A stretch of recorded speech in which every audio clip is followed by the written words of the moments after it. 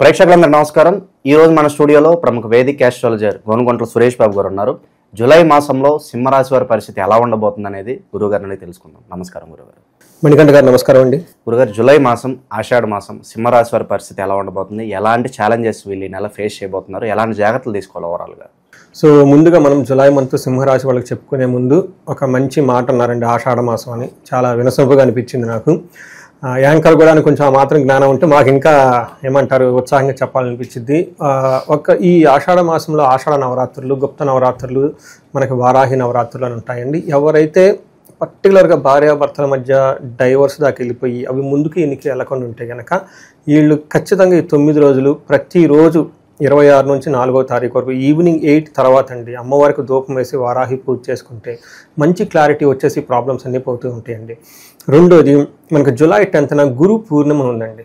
So ఆ రోజున గురువు గ్రహం ఎవరికైతే సరిగా లేదో, పర్టికులర్ వృశ్చిక రాశి వాళ్ళు కనుక గురువులను ధ్యానం చేసుకొని గురువు కొంచెం దానాలు కనుక చేస్తే, దక్షిణామూర్తి టెంపుల్స్ విజిట్ చేస్తే, ఆ రోజు మెడిటేషన్ చేస్తే చాలా మంచిదండి. సో అది ఒక మంచి రెమెడీ, పవర్ఫుల్ రెమెడీ.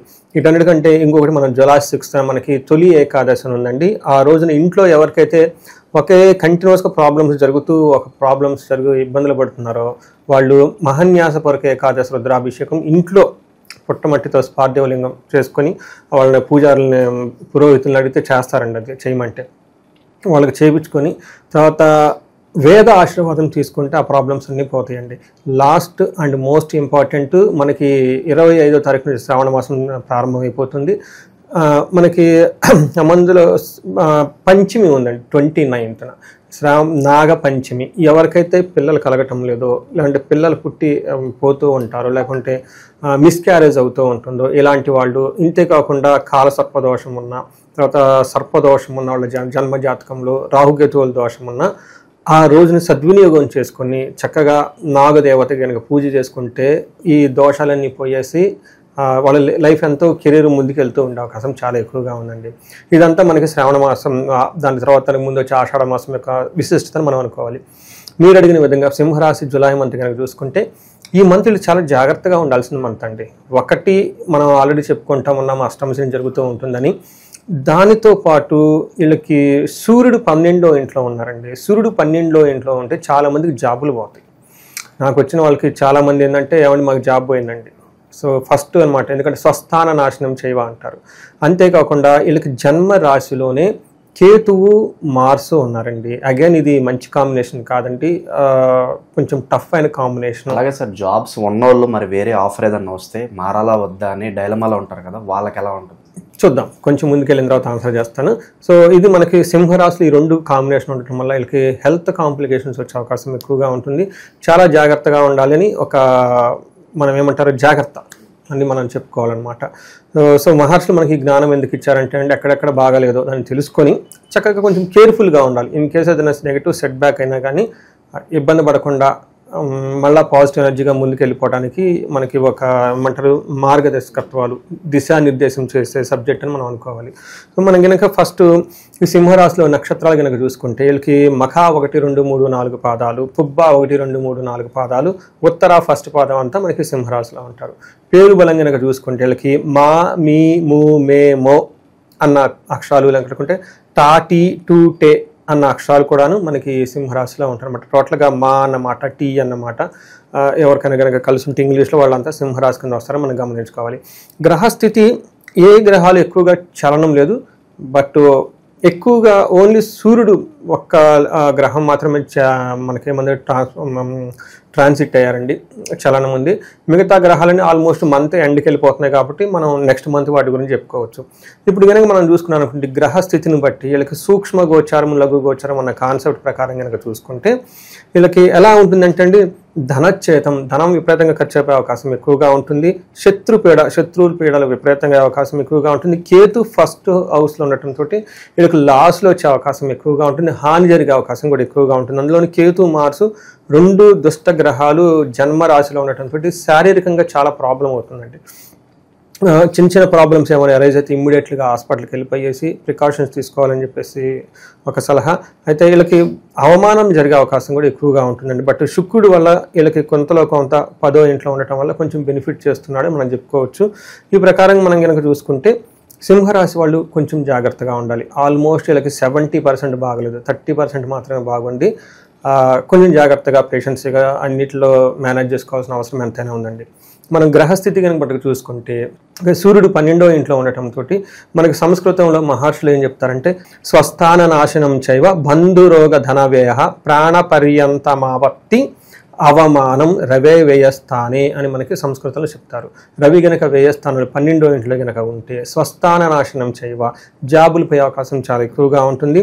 బంధురోగ ధన వ్యయం, బంధువులకి తర్వాత వీళ్ళ బంధువులకి ఎవరికన్నా రోగాలు వచ్చే అవకాశం ఎక్కువగా ఉంటుంది. ధన వ్యయం విపరీతంగా అయిపోయే అవకాశం ఎక్కువగా ఉంటుంది. అంతేకాకుండా మోస్ట్ ఇంపార్టెంట్ ప్రాణపర్యంతమాపత్తి, అంటే ప్రాణం పోయే విధం లాంటి సంఘటనలు జరిగే అవకాశం ఎక్కువగా ఉంటుంది. అవమానాలు జరిగే అవకాశం ఎక్కువగా ఉంటుంది. చూడండి, జాబ్ పోవటం అనేది అవమానం, అంతే కదండి. జాబ్ ఎప్పుడైతే పోతుందో అది ఇంకా ఆల్మోస్ట్ ప్రాణం పోయినట్టే కదండి. కలియుగంలో ఎలా ఉంటుంది. అందుకని చెప్పేసి ఇది ఈ విషయంలో జాగ్రత్తగా ఉండాలి. అయితే వీళ్ళకు ఉన్న ఒక బెస్ట్ బెనిఫిట్ ఏంటంటే సూర్యుడు శత్రువుల మీద వీళ్ళకి ఆధిక్యత ఉంటుంది. వీళ్ళని ఏం చేయలేరు, వీళ్ళంతా వీళ్ళు వదిలిపెట్టి పోవటమే తప్ప వీళ్ళని శత్రువులు వచ్చేసి ఇబ్బంది పెట్టే అంత ఉండదు. అయితే దీర్ఘకాలికమైన రోగాలు కూడా వీళ్ళనేమి అంతగా బాధించవు. అంటే షార్ట్ టర్మ్లో ఒక డిసీజ్ వచ్చి వెంటనే పోతుంది. ఇలా సూర్యుడు వల్ల మిక్స్డ్ రిజల్ట్ ఉంది అని మనం చెప్పుకోవాలి. కుజుడు అలాంగ్ విత్ కేతు ఉన్నారండి. ఈ కాంబినేషన్ మంచిది కాదు, చాలా చాలా జాగ్రత్తగా ఉండాలి. ఏం చెప్తుందంటేనండి శాస్త్రాల్లో మనకి మహర్షులు ఏం చెప్తారంటే జ్వరం ఖడ్గవరణం చైవ భార్యాబంధు విరోధ కృత్ చంద్రరాశిగతే యక్ష రాక్షస పీడనం. గుర్తుపెట్టుకోండి, చాలా ఇంపార్టెంట్. కుజుడు కేతువుతో కలిసి జన్మస్థానంలో ఉండటంతో లాస్ కోల్పోతారు. ఏం కోల్పోతారంటే జ్వరం విపరీతంగా వచ్చే అవకాశం ఎక్కువగా ఉంటుంది. ఖడ్గవరణం చైవ శరీరానికి గాయాలు అవుతాయి అంటే కత్తుల ద్వారా దెబ్బలు జరిగే అవకాశం, అంటే షార్ప్ ఎడ్జెస్ ద్వారా వీళ్ళకి గాయాలు జరిగే అవకాశం ఎక్కువగా ఉంటుంది. భార్యతోటి బంధువులతోటి గొడవలు వచ్చే అవకాశం ఎక్కువగా ఉంటుంది. అదే లేడీస్ అయితే హస్బెండ్తో గొడవలు వచ్చే అవకాశం ఎక్కువగా ఉంటుంది. తర్వాత యక్ష రాక్షస పీడనం, వీళ్ళకి జాతకంలో కొన్ని బాగున్నా ఇన్ బిట్వీన్ ఈ టైంలో అన్నీ కాసుకొని కూర్చుంటాయి. ఏంటి పీడలు అవి ఇవి, ఎందుకంటే బ్యాడ్ టైంలో అన్నీ బ్యాడే జరుగుతాయండి. సో అవి కూడా కాసుకొని కూర్చుంటాయి. దిష్టి, నరదృష్టి, నరఘోష, తర్వాత పీడలు, తర్వాత ఈ శాపాలు అన్నీ ఒకేసారి వచ్చి అటాక్ అయ్యే అవకాశం ఎక్కువగా ఉంటుంది. జాగ్రత్తగా ఉండాలి. తర్వాత బేసికల్గా గాయాలు అయ్యే అవకాశం, స్టమక్ పెయిన్, విపరీతమైన కడుపు నొప్పి వచ్చేసి స్టమక్ అప్సెట్లు అయ్యే అవకాశం కూడా ఎక్కువగా ఉంటుంది. ఇది కుజుని వల్ల విత్ కేతుతో కలిసి ఉండటం. అయితే వీళ్ళకి కొంతలో కొంత లక్ అదృష్టం ఏమంటే శుక్రుడు మనకి ఇంపార్టెంట్ దేనికంటేనండి లవ్, రొమాన్స్, తర్వాత అందం, బ్యూటీ, ఆర్ట్స్, క్రాఫ్ట్స్. ఎంత సౌమ్యంగా ఉండి ప్లీజెంట్గా ఉండి ఈ గ్రహం 10వ ఇంట్లో ఉంటే సింహంలాగా గర్జించేస్తాడంట. అందుకని ఇది మంచి పొజిషన్ కాదు. పర్టికులర్గా మనకి ఏమని చెప్తారంటేనండి వ్యకులం చైవ నిస్సత్వం అర్ధానాశనం రిపోభ్రయం శ్రీ సౌఖ్య హాని మాప్నోతి దశమస్తే భృగుస్తుతే అని చెప్తారు. ఈ టైంలో వీళ్ళకి ఏమవుతుంటే శ్రీ సౌఖ్యానికి హాని జరుగుతూ ఉంటుంది. అంటే భార్య కానివ్వండి, లేదంటే ఇంట్లో లేడీస్ ఉంటారు కదండి, వాళ్ళ ద్వారా రావాల్సిన సౌఖ్యం, కంఫర్ట్ వీళ్ళ లేక ఇబ్బందులు పడే అవకాశం ఎక్కువగా ఉంటుంది. దీనితో పాటు అదే కనుక లేడీస్ అయితే హస్బెండ్తో కానివ్వండి, ఇంట్లో కొడుకులు కానీ ఎవరు ఉంటారు కదండి, వాళ్ళతో లేదంటే బయట బాసుల ద్వారా కొంచెం ఇబ్బంది పడే అవకాశం ఎక్కువగా ఉంటుంది. వ్యకులం అంటే ఏదో ఒకటి మనసులో బాధపడుతూ ఉండే అవకాశం ఎక్కువగా ఉంటుంది. అయితే చదువుకునే పిల్లలకు మాత్రం ఎడ్యుకేషన్ పరంగా చాలా బాగుంటుంది అని మనం చెప్పుకోవాలండి. సో మనకి ఈ ప్రకారం కనుక చూసుకుంటే ఈ రాశి వాళ్ళకి ఏ విషయాలు చూసుకున్నంత అనుకూలంగా అది కాబట్టి కొంచెం జాగ్రత్తగా ఉండటం ఎంతైనా అవసరం అండి. గురుగారు, పర్టికులర్గా ఈ రాశిలో ఏ నక్షత్రాలు ఉంటాయి, వాళ్ళకి ఎలా ఉండబోతుంది? ఇందులో మనకి మఖా, పూర్వ పాల్గొని, ఉత్తర పాల్గొని, లేదంటే మఖా, పుబ్బ, ఉత్తర అని మనం చెప్తూ ఉంటారు వాడికి లాంగ్వేజ్లో.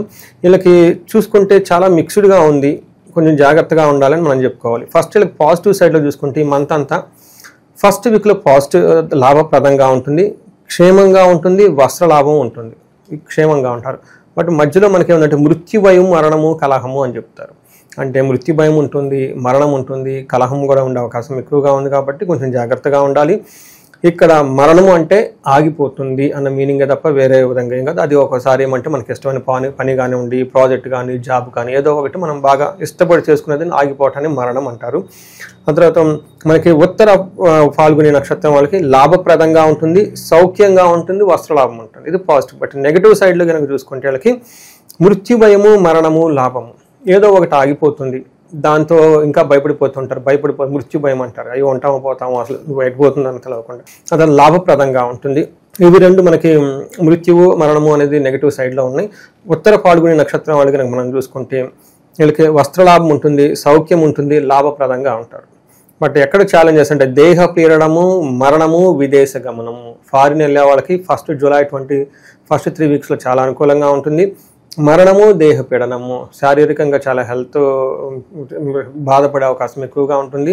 తర్వాత ఏదన్నా వీళ్ళకి బాగా ఇష్టమైన ఒక పని ఆగిపోయే అవకాశం ఎక్కువగా ఉంటుంది, మరణాన్ని సూచిస్తుంది. కాబట్టి ఇది జాగ్రత్తగా ఉండటం ఎంతైనా అవసరం. ఉత్తర ఫాల్గుని నక్షత్రం వాళ్ళకి పర్టికులర్గా పశు నాశనం చూపిస్తూ ఉంది.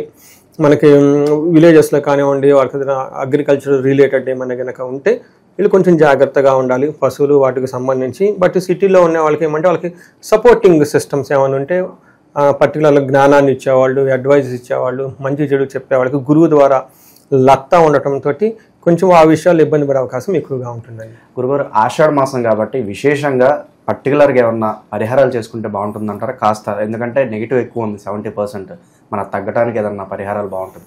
వీళ్ళు ఫస్ట్ లక్ష్మీ గణపతి హోమం చేయించుకోవాలి, సుబ్రహ్మణ్యేశ్వర స్వామి హోమం చేయించుకోవాలి. ఎందుకంటే వీళ్ళకి మెయిన్ కుజుడు అను కేతుతో కలిసి ఉండటంతో ఈ కాంబినేషన్ మంచిది కాదు.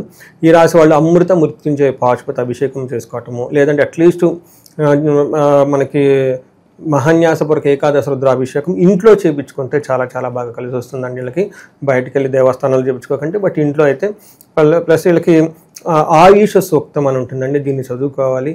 తర్వాత దీంతో పాటు ఇంకా వీళ్ళకి వేరే ప్రాబ్లమ్స్ ఏమైనా కనుక ఫేస్ చేస్తుంటే, ఫైనాన్షియల్గా క్రైసిస్ కానీ ఏమన్నంటే వీళ్ళకి కుబేరు పాశుపత అభిషేకము, దాంపతుల మధ్య గొడవ రాకుండా, గొడవలు ఏమన్నీ పోవడానికి అన్యోన్య దాంపత్య పాశుపత అభిషేకము, ఇవి చేసుకుంటూ ఉంటే చాలా బాగుంటుంది.